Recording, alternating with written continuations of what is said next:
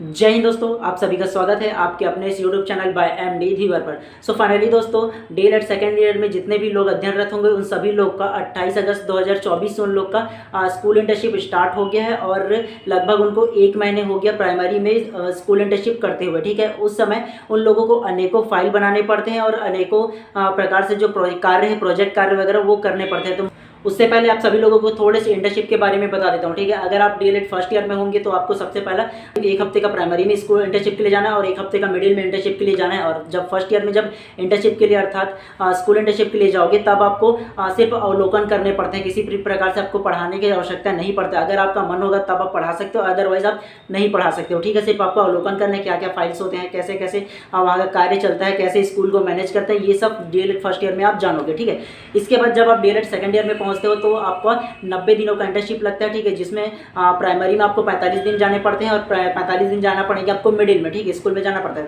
तो अभी बात करेंगे फिलहाल के लिए जिन लोग डीएलएड सेकंड ईयर में हैं और उन लोग को प्राइमरी स्कूल में जाते हुए अभी लगभग 1 महीने से ऊपर हो चुका है और उन लोग को कौन कौन से फाइल बनाने पड़ते हैं, इन सारे फाइल के बारे में जाने। तो सबसे पहले हम लोग जानेंगे कि कौन कौन सा फाइल आपको बनाने पड़ते हैं। तो सबसे पहला फाइल में आपका आगे क्रियात्मक अनुसंधान का फाइल बनाना पड़ेगा। ठीक है, एक दूसरा जो आपका बनाना पड़ेगा वो रिफ्लेक्टिव डायरी हो गया।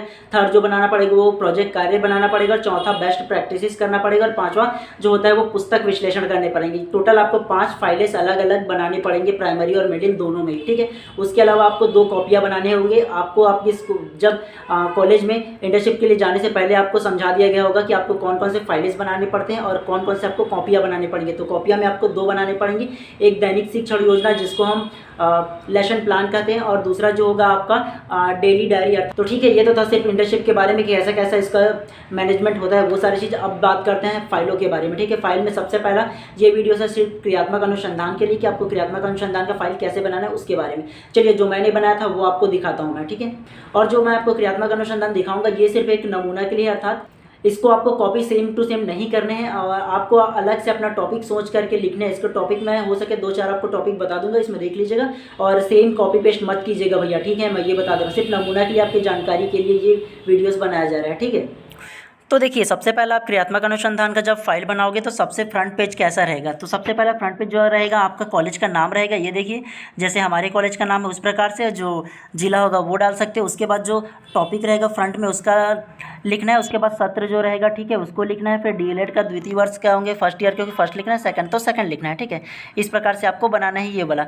और लास्ट में क्या रहेगा ये देख लीजिए। सबसे पहला ये देखिए, सबसे पहला देखिए इस तरफ मेंटर रहेगा। मेंटर में जिसका नाम रहेगा वो है, कॉलेज का नाम लिखना चाहो तो लिख सकते हो। उसके बाद जिसका प्रशिक्षार्थी अर्थात जो स्टूडेंट है उसका नाम लिखना, ये फ्रंट पेज ही रहेगा ये वाला।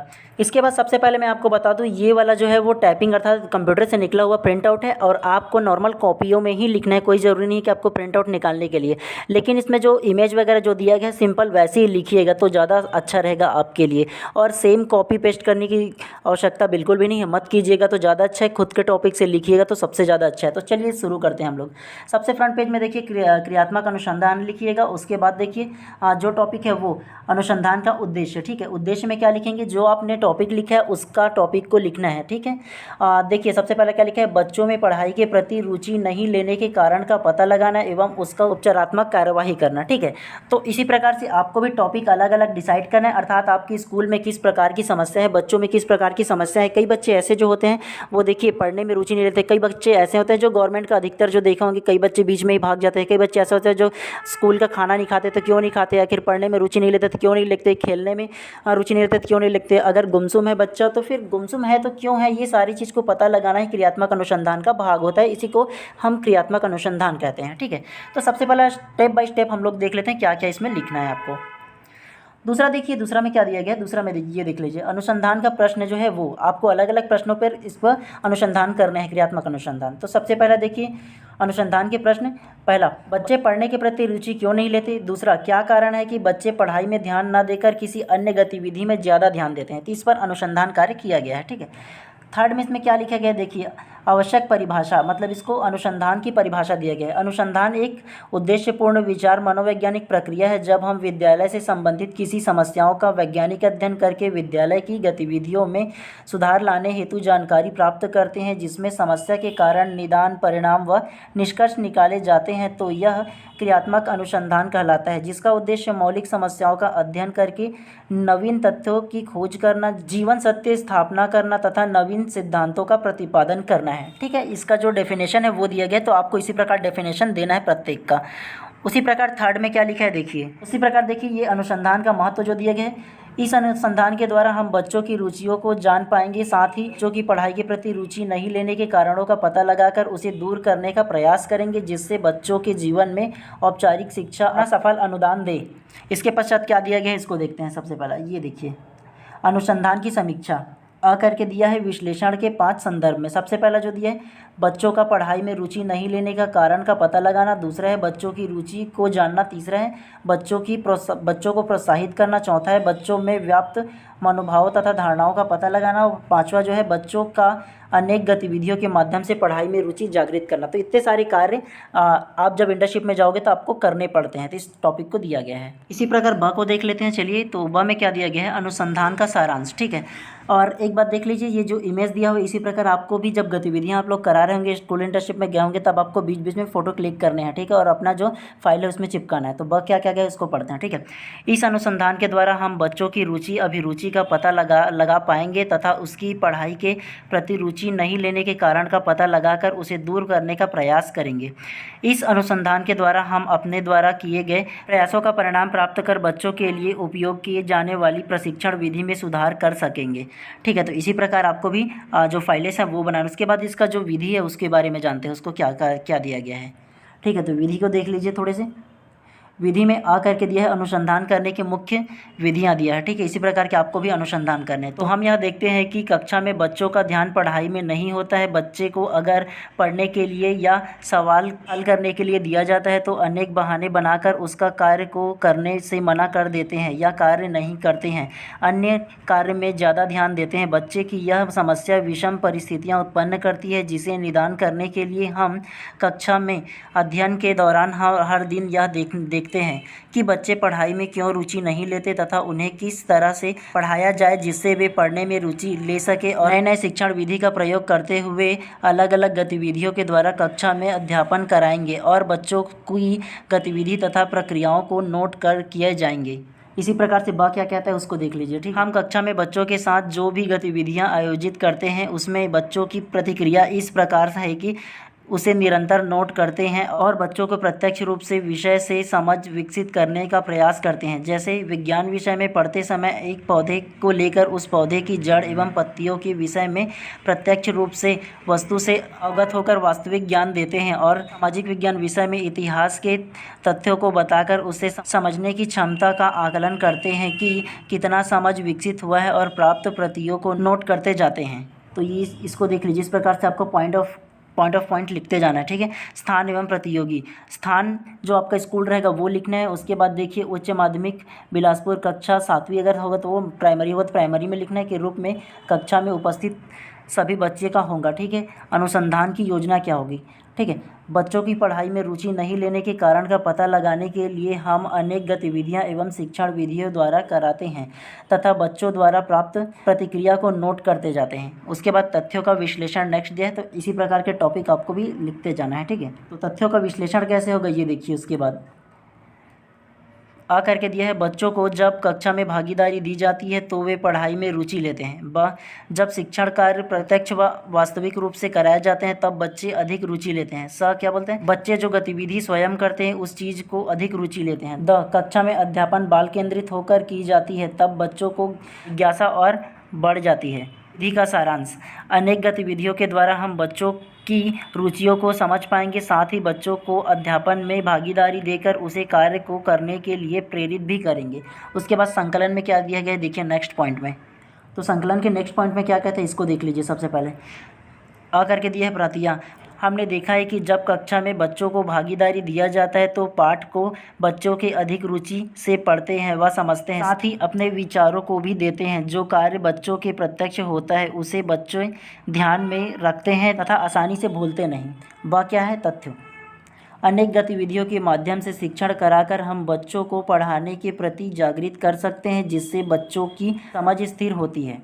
सा क्या दिया है? देखिए, प्रश्नों का पुनः प्रस्तुतिकरण व परिणाम। मेरे इस अनुसंधान का प्रश्न यह था कि बच्चे पढ़ाई में रुचि क्यों नहीं लेते और क्या कारण है कि बच्चों पढ़ाई में ध्यान नहीं देकर अन्य गतिविधियों में ज़्यादा ध्यान देते हैं। तो ये जो क्वेश्चन पे पूरा ये असाइनमेंट बनाया गया है उसका क्वेश्चन है, ठीक है। उसके बाद क्या है देखिए, तो इस क्वेश्चन का जो परिणाम निकला है उसको देख लेते हैं। सबसे पहला परिणाम यह प्राप्त हुआ कि बच्चों की मात्र पाठ पढ़ाया जाए तो वह उसे रुचि नहीं लेते। अगर हम बच्चों की भागीदारी कराकर कक्षा में अध्यापन कार्य कराते हैं, कुछ गतिविधियों के द्वारा पढ़ाते हैं, तो बच्चे उसमें अधिक रुचि लेते हैं और उसे शिक्षण में स्वयं भाग लेते हेतु उत्साह भी होते हैं। जैसे बच्चों को नाटक कराकर प्रत्यक्ष रूप से वस्तु को दिखाकर पाठ पढ़ाया जाए या गतिविधि द्वारा बच्चों को अधिक रुचि से पढ़ाते हैं और बच्चे अनुसरण भी करते हैं। शिक्षण में बच्चों को व्याख्यान विधि से नहीं किंतु प्रत्यक्ष प्रमाणिक कर गतिविधियों के माध्यम से शिक्षण कार्य कराना चाहिए। इस प्रकार शिक्षण कार्य कराने से बच्चे के ज्ञान स्थिर रहता है। बच्चे जो खेलना पसंद करते हैं उन खेलों को पाठ योजना से जोड़कर शिक्षण कार्य कराते हैं। इससे बच्चों की खेल द्वारा शारीरिक तथा बौद्धिक विकास भी होता है। तो इस प्रकार की गतिविधि कराएंगे ना तो बिल्कुल ऐसा ही होगा। और इसी प्रकार से अनुसंधान कार्य भी करना है। दा क्या कहते हैं उसको देख लेते हैं। सबसे पहला दा क्या कहते हैं उसको देख लेते हैं। प्राप्तियों का सारांश। इस प्रकार हम देखते हैं कि अगर हम शिक्षण प्रक्रिया में बच्चों को भागीदारी कर गतिविधि के माध्यम से पाठों में आए विभिन्न पात्रों की भूमिका प्रदान कर तथा खेलों के माध्यम से शिक्षण कार्य कराते हैं तो उस चीज़ को सीखने में बच्चों की अधिक रुचि होती है। शाला अवलोकन कार्यक्रम के आरंभ में शिक्षण गतिविधि प्रक्रिया के दौरान बच्चों के अधिगम स्तर को अवलोकन कर उनके अधिगम क्षमता को दर्ज किया गया, जिससे उच्च, औसत, निम्न स्तर के रूप में पाई चार्ट के माध्यम से प्रदर्शित किया गया। तो इस प्रकार आप फ्लो चार्ट बनाना चाहो तो भी फ्लो चार्ट बना सकते हो कि कितने बच्चे अच्छे से सीखे, कितने बच्चे नहीं सीखे और कितने बच्चे को और भी सीखने की आवश्यकता है। तो फ्लो चार्ट बनाना चाहो तो बना सकते हो, ठीक है। स्क्रीनशॉट भी ले सकते हो। इसी प्रकार विवेचना और निष्कर्ष। जब आपने इतने सारे जब अनुसंधान कार्य कर लिए तो उसका क्या निष्कर्ष निकला इसके बारे में देख लेते हैं लास्ट में। उपरोक्त तथ्यों के आधार पर यह निष्कर्ष निकाला गया कि हम कक्षा में अध्यापन में बच्चों को पुस्तक पढ़ाने के साथ साथ वास्तविक ज्ञान भी देना चाहिए, जिससे गतिविधि के माध्यम से बच्चों को भागीदारी प्रदान करनी चाहिए तथा बच्चों को उनके पूर्व अनुभवों से जोड़कर शिक्षण कार्य कराना चाहिए। बच्चे इस प्रकार के अध्ययन से पाठ को अच्छे से समझते हैं और स्वयं गतिविधि करके सीखते हैं, ठीक है। अतः अवलोकन प्रक्रिया में छात्रों के अधिगम स्तर में वृद्धि कराने हेतु शिक्षण विधि में विभिन्न प्रकार के बदलाव करने के उपरांत बच्चों को विभिन्न गतिविधियों के माध्यम से अधिगम कराया गया और बच्चों के अधिगम स्तर में होने वाले गुणवत्ता वृद्धि को दर्ज किया गया। शिक्षण विधि में बदलाव कर अवलोकन किया गया, जिसमें पाया गया कि बच्चे अधिगम स्तर पर परिवर्तन आया। अवलोकन के दौरान प्राप्त आंकड़ों को पाई चार्ट के माध्यम से प्रदर्शित किया गया है। औसत निम्न स्तर के रूप में भी दर्शाया गया है। देखिए, पाई चार्ट के माध्यम से बताया गया कितने प्रतिशत बच्चों ने सीखा है, कितने नहीं सीखा है, कितना उच्च स्तर की क्षमता वाले बच्चे, कितना औसत स्तर अधिगम क्षमता वाले, कितना निम्न स्तर अधिगम क्षमता वाले बच्चे हैं, ठीक है। इस प्रकार से दिया गया है। इसके पश्चात देख लेते हैं उपयोगिता क्या दिया है, ठीक है। इस अनुसंधान के द्वारा हम बच्चों की रुचियों को जान पाएंगे, साथ ही बच्चों के किस प्रकार से पाठ की ओर आकर्षित करें यह समझ पाएंगे। अतः क्रियात्मक अनुसंधान बच्चों को रुचिपूर्ण शिक्षा प्रदान करने के लिए बहुत ही उपयोगी है। उसके पश्चात देखिए अनुसंधान के गुण व सीमाएँ। इस अनुसंधान के द्वारा हम बच्चों की रुचियों तथा उसके मनोभावों को समझ पाए। इस अनुसंधान के द्वारा हम बच्चों की गतिविधि द्वारा शिक्षण कराकर पढ़ाई में रुचि लाने का प्रयास कर सकते हैं, परंतु हम बच्चों को किसी भी गतिविधि को कराने के लिए बाध्य नहीं कर सकते। उसमें बच्चे अपने रुचि के अनुसार भाग लेते हैं। शिक्षक बच्चों को किसी कार्य को बार बार कराने के लिए प्रेरित नहीं कर सकता। सभी बच्चे अद्वितीय होते हैं, उनके रुचि व स्तर अनुभव अपने कार्य का चयन करते हैं। शिक्षण बच्चों को प्रभावी शिक्षा प्राप्त करने के लिए मार्गदर्शन करा सकते हैं। इसके पश्चात और देखिए थोड़ा सा और दिया गया लास्ट निष्कर्ष। तो देखिए अंतिम निष्कर्ष क्या कहा गया है। अंत में यह निष्कर्ष निकाला गया है कि बच्चों की पढ़ाई में रुचि लेने के लिए बच्चों को कक्षा में क्रियाशील रखना चाहिए। कक्षा अध्यापन के समय बच्चों की भागीदारी होनी चाहिए। कक्षा अध्यापन गतिविधियों के माध्यम से कराना चाहिए, जिससे गतिविधि में बच्चे ज़्यादा रुचि रख सकते हैं। उसे शिक्षण से जोड़कर अध्यापन कराना चाहिए। साथ ही शिक्षण में बच्चों को पूर्वानुमान को ध्यान में रखकर शिक्षण कार्य कराने चाहिए। ठीक है, तो अंत में ये निष्कर्ष आपको भी लिखने पड़ेंगे। और देखिए निष्कर्ष के पश्चात लास्ट में आपको ये जो दिया है इसको भी आपको लिखना है। ठीक है, आपका नाम, प्रशिक्षार्थी का नाम, या आपके जो मेंटर होंगे अर्थात कॉलेज के जो मेंटर होंगे उसको लिखना है। नीचे में जो कॉलेज का नाम होगा इतना सारे आपको लिखने पड़ेंगे। और अगर आप शॉर्ट में लिखना चाहो तो शॉर्ट में भी लिख सकते हो। ठीक है, इसी का पूरा इतना सारा नहीं लिखना चाहो तो कोई आवश्यकता नहीं है। ठीक है, लेकिन इस प्रकार से लिखोगे, प्लस आपको जब डायग्राम वगैरह डालोगे तो बहुत ही अच्छा आपका जो फाइल है वो बनेंगे और आपको एक्स्ट्रा मार्क्स भी मिलेगा। ठीक है, और अंत में सिर्फ इतना ही कहना चाहेंगे कि अगर यह वीडियोस आपको लिए हेल्पफुल लगा हो तो बिल्कुल चैनल को सब्सक्राइब कर दीजिएगा और बेल आइकन को दबा दीजिएगा, ताकि इसी प्रकार के जब भी हम लेटेस्ट इन्फॉर्मेशन वीडियोस लेकर आए सबसे पहले आप तक की पहुँचे। चलिए, वीडियोस पूरा देखने के लिए आप सभी का बहुत बहुत धन्यवाद। मिलते हैं इसी प्रकार की नेक्स्ट वीडियो में।